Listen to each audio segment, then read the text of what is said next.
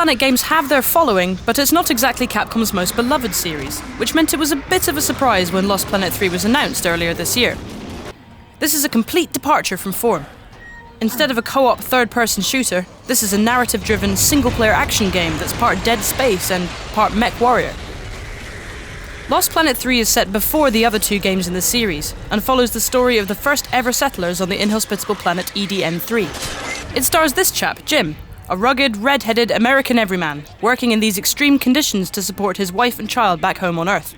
Jim ventures out into the frozen wastes in his construction rig, a giant mech with a grip and a drill arm. Sadly, it doesn't have shoulder-mounted missile launchers or railguns for arms, but it's still pretty useful in a scrape.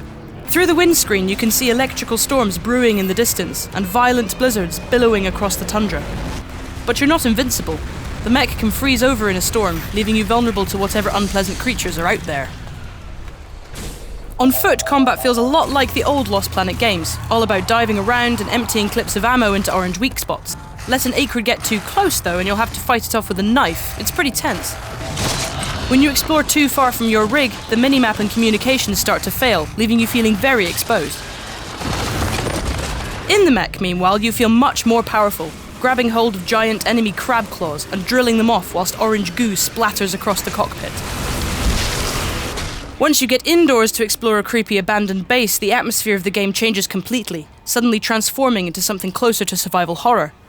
There are clear cues from Alien in the visual and sound design, with ominous noises coming from the vents above and the floors below. It's promising that Lost Planet 3 is able to pull off such a change of pace and atmosphere. Hopefully it means that shooting aliens won't get stale. With the hangar as a base, you can easily see how Lost Planet 3 will develop as you explore further and further out, discovering exactly what happened in this frozen place that nobody wants to admit.